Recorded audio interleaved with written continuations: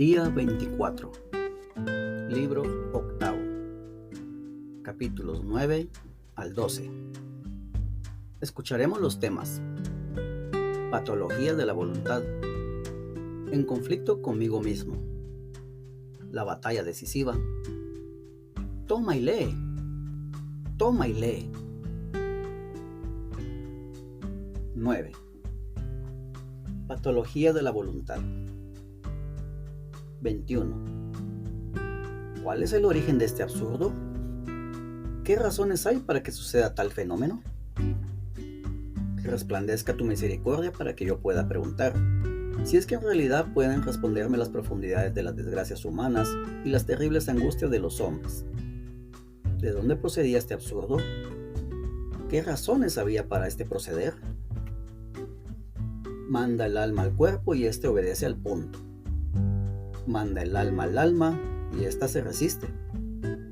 Manda el alma que se mueva la mano, y tal es la rapidez de la ejecución que resulta casi imposible distinguir entre ejecución y mandato. Pero el alma es alma, mientras que la mano es cuerpo. Manda el alma que quiera al alma, y no siendo distinta de sí misma, no la obedece. ¿Cuál es el origen de este semejante absurdo? ¿Por qué procede así? Manda, digo, que quiera y no mandará si no quisiera, y no hace lo que manda. Luego no quiere totalmente. Por eso no manda totalmente, porque en tanto manda en cuanto quiere. La voluntad manda querer, y no se lo manda a otros, sino a sí misma. Luego no manda plenamente, y por eso no hay una ejecución que responda a su mandato. Si esta voluntad fuera plena, no mandaría que fuese, porque ya lo sería. En resumidas cuentas, no es absurdo querer en parte y en parte no querer, sino de lo que se trata más bien es de una enfermedad del espíritu, porque no es levántate todo el empujado por la verdad, sino dominado por la costumbre.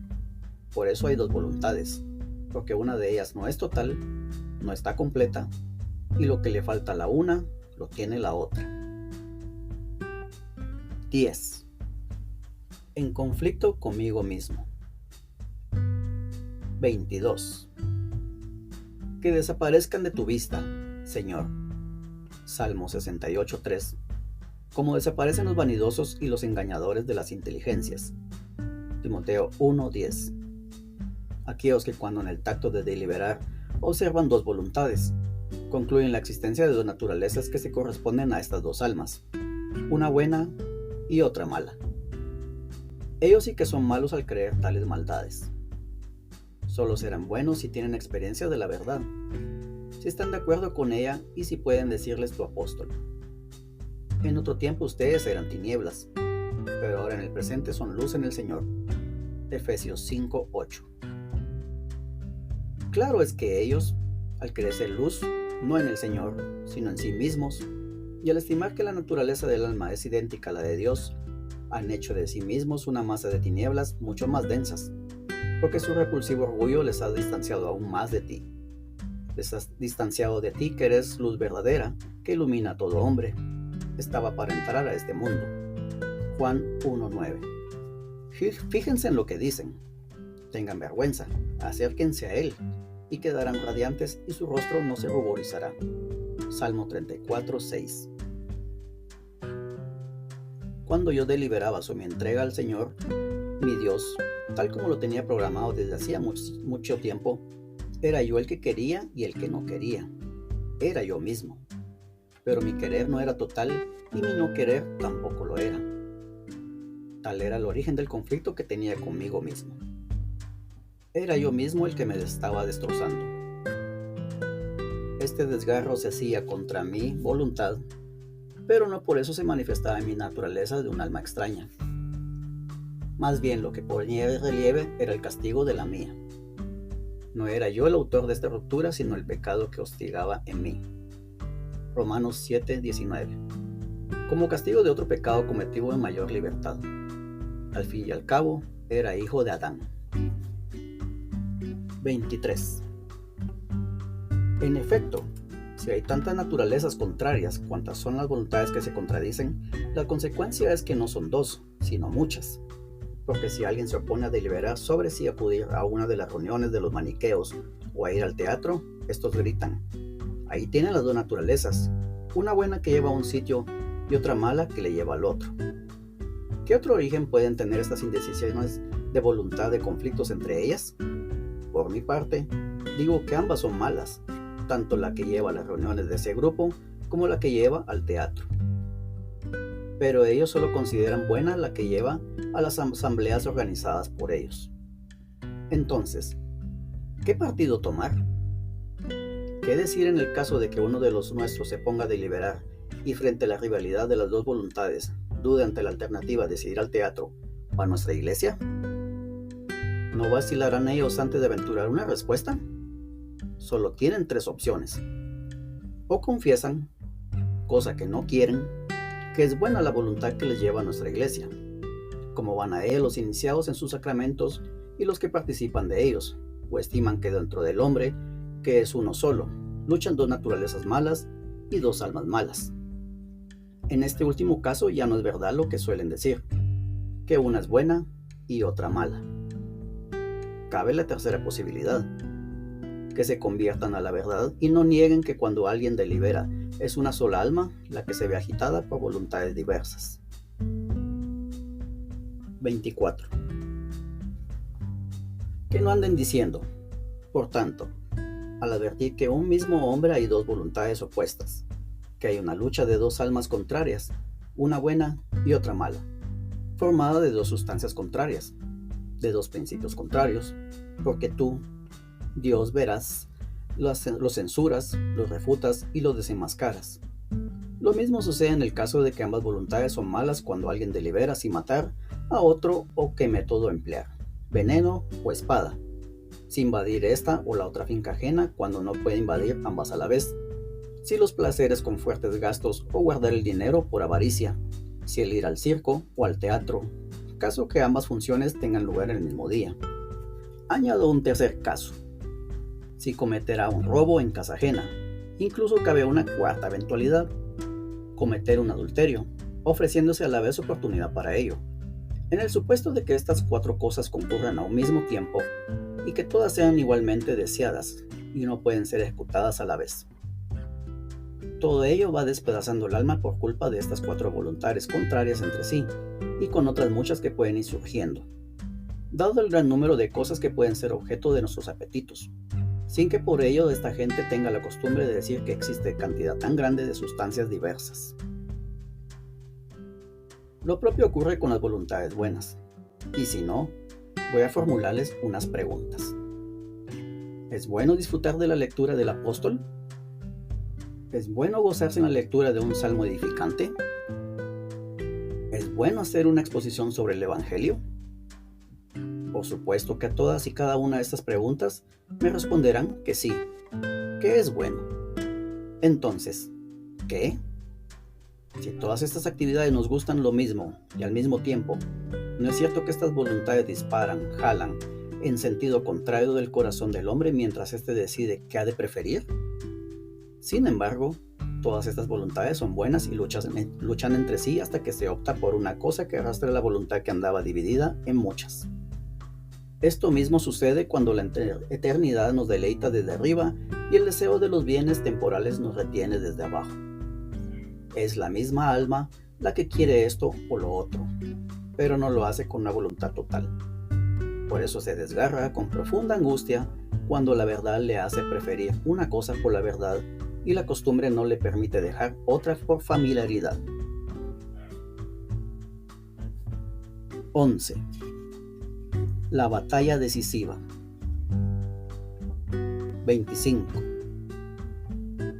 Estaba yo aquejado de esta enfermedad y me atormentaba a mí mismo acusándome más duramente que de costumbre. Me retorcía bajo mis ataduras esperando una ruptura total con lo poco que me retenía. Pero aún seguía reteniéndome. Tú, Señor, seguías presionándome en lo más íntimo de mi ser, redoblando con tu rígida misericordia los azotes del temor y de la vergüenza, para que no volviera a flaquear y para que acabara de romper aquel eslabón tenue y raquítico que me quedaba, y no volviera a reforzarse de nuevo y me atara con mayor solidez. Yo decía para mis adentros: ¡rápido! ¡Ya! ¡Ahora mismo! Y de la palabra casi pasaba a la obra. Yo estaba a punto de hacerlo, pero no lo hacía. Sin embargo, ya no reincidía en mis acciones pasadas. Me encontraba estancado al lado de ellas y tomaba un poquito menos, cada vez menos. Ya casi tocaba la meta con los dedos, ya casi era mía. Pero de hecho, yo no llegaba, ni la tocaba con los dedos, ni era mía. Dudaba entre morir la muerte y vivir a la vida. Tenía más poder en mí el mal inoculado que el bien desacostumbrado. Y cuanto más se me acercaba aquel momento en que yo iba a cambiar, tanto mayor horror me invadía. Cierto que no volví a hacer atrás ni cambiar propósito, pero me dejaba en suspenso. 26. Me retenían frivolidades y vanidades de vanidades. Estas viejas amigas mías jalaban del vestido de mi carne y me decían por lo bajo: ¿con qué nos dejas, eh? ¿Es cierto que a partir de ahora ya nunca vamos a estar contigo? ¿Es cierto que a partir de ahora nunca jamás te será permitido esto y lo otro? Hay que ver la cantidad de sugerencias que había en aquellas palabras. Esto y lo otro que acabo de mencionar. ¿Qué sugerencias, Dios mío? Que tu misericordia las aleje del alma de tu siervo. ¿Qué inmundicias me sugerían? ¿Qué indecencias? Yo las oía poco menos que a media voz, como en sordina. Ya no me replicaba cara a cara ni de frente, sino que murmuraban a mis espaldas, llamándome furtivamente al alejarme para que volviese la cara hacia ellas. De todos modos, me retrasaban en mis indecisiones de romper con ellas y de quitármelas de encima. Constituían verdaderas vallas que me impedían dar el salto hacia donde oía la llamada. La costumbre brutal y agresiva continuaba diciéndome: ¿tú crees que podrás vivir sin ellas? 27. Pero estas últimas palabras se escuchaban muy apagadas. Hacia el lado donde dirigía mi vista y tenía vuelto el rostro, y de donde temía dirigir mis pasos, se me revelaba la casta majestad de la incontinencia, serena y sonriente sin malicia. Con cautela y suavemente me invitaba a que me acercara a ella sin miedo, extendiendo sus manos piadosas, llenas de infinidad de buenos ejemplos, dispuestas a acogerme y darme el abrazo. Allí había infinidad de niños y niñas, allí una juventud numerosa y hombres de toda edad, viudas venerables y vírgenes de blancos cabellos. En todos estos grupos la continencia no era algo estéril ni mucho menos, sino madre fecunda de hijos, que eran los gozos obtenidos de ti, que eres su esposo. Con una sonrisa alentadora a flor de labios, es como si me dijeran: ¿acaso no vas a ser capaz de lo que fueron estos y estas? ¿O es que estos y estas lo pueden por sí mismos sin apoyarse en el Señor su Dios? El Señor su Dios me ha dado a ellos. ¿Por qué te apoyas en ti mismo si careces de estabilidad? Arrójate a Él. No temas, que no se retirará para que caigas. Arrójate seguro, que Él te acogerá y te sanará.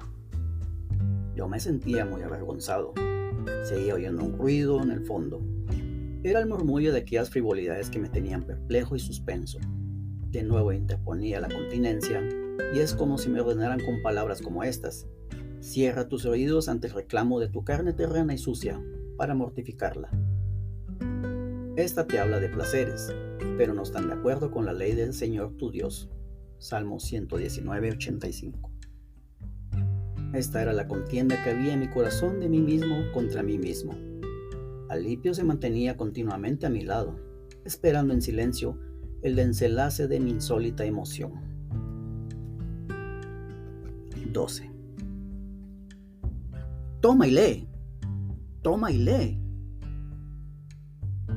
28. Pero después que la profunda consideración sacó del fondo secreto y amontonó en presencia de mi corazón toda mi miseria, se formó una borrasca enorme que se resolvió en abundante lluvia de lágrimas. Para descargarla en su totalidad con todo el aparato de truenos, me levanté para separarme del lirio, pues me pareció que para llorar era más conveniente la soledad, y me retiré lo más lejos que pude para que incluso su presencia física no me fuera un estorbo. Tal era mi situación en aquellos momentos. Él se dio cuenta del estado en que me hallaba, por no sé qué expresión que formulé al levantarme y donde se notaba que mi voz estaba cargada de lágrimas. Él se quedó en un lugar donde estábamos sentados. Estaba aturdido. No sé cómo caí derrumbado a los pies de una higuera, y solté las riendas de mis lágrimas, y se desbordaron 2 ríos de mis ojos, sacrificio que te es aceptable. Si no son con estas precisas palabras, sí con este sentido. Te dije cosas como estas. Tú, Señor, ¿hasta cuándo? ¿Hasta cuándo, Señor? ¿Vas a estar eternamente enojado? Salmo 6:4. No te acuerdes, Señor, de nuestras maldades pasadas. Al sentirme prisionero de ellas, daba voces lastimeras. ¿Hasta cuándo voy a seguir diciendo mañana? Mañana. ¿Por qué no ahora mismo? ¿Por qué no poner fin ahora mismo a mis torpezas? Decía estas cosas y lloraba con amarguísima contrición mi corazón. De repente oigo una voz procedente de la casa vecina. Una voz, no sé si de un niño o de una niña, que decían cantando y repetían muchas veces: toma y lee, toma y lee. En ese momento, con el semblante alterado, comencé a reflexionar atentamente si en algún tipo de juego los niños acostumbrados a cantar algo parecido, pero no recordaba haberlo oído nunca. Conteniendo, pues, la fuerza de las lágrimas, me incorporé interpretando que el mandato que venía de Dios no era otro que abrir el códice y leer el primer capítulo que me topase. Porque había oído decir que Antonio, que, advertido por una lectura del Evangelio, que había oído por casualidad, la había tomado como dicha expresarme para él. La lectura era esta: anda a vender todo lo que posees y dáselo a los pobres. Así tendrás una riqueza en el cielo. Y luego vuelves y me sigues. Mateo 19:21. Este texto provocó su inmediata conversión. Así pues, me apresuré a acudir al sitio donde estaba sentado Alipio. Ahí había dejado el códice del apóstol cuando me levanté. Lo tomé en mis manos, lo abrí y en silencio leí el primer capítulo que me vino a los ojos. Nada de banquetes con borracheras, nada de prostitución o de vicios, o de pleitos o de envidias. Más bien, revístanse de Cristo Jesús el Señor. No se conduzcan por la carne, poniéndose al servicio de sus impulsos. Romanos 13:14. No quise leer más, ni era necesario tampoco. Al punto, nada más acabar la lectura de este pasaje, sentí como si una luz de seguridad se hubiera derramado en mi corazón, ahuyentando todas las tinieblas de mi duda. 30. A continuación, registrando el libro con el dedo o con no sé qué otra señal, con ademán sereno, le conté a Alipio todo lo sucedido. Por su parte, me contó lo que también a él estaba pasando y que yo desconocía. Me rogó le mostrara lo que había estado leyendo. Se lo enseñé y él prosiguió leyendo el pasaje que venía detrás y que seguía así: reciban al que es débil en la fe. Él se aplicó a sí mismo estas palabras y así me lo dio a entender. Este orden le dio ánimo para seguir en su honesto propósito, tan de acuerdo con sus costumbres en las que tanto distaba ventajosamente de mí desde siempre. Sin turbación ni vacilación de ningún tipo, se unió a mí. Acto seguido, nos dirigimos los dos hacia mi madre. Se lo contamos como sucedió. Saltó de gozo y de júbilo, bendiciéndote a ti que eres poderoso para hacer lo que más le pedimos y comprendemos. Estaba viendo con sus propios ojos que le habías concedido más de lo que ella solía pedirte con sollozos y lágrimas piadosas. Me convertiste a ti de tal modo que ya no me preocupaba de buscar esposa ni me retenía esperanza alguna de este mundo. Por fin, ya estaba situado en aquella regla de fe en que hacía tantos años le habías revelado que yo estaría. Cambiaste su luto en gozo. Salmo 30:12. En un gozo mucho más pleno de lo que ella había deseado, en un gozo mucho más íntimo y puro que aquel que ella esperaba de los nietos de mi carne.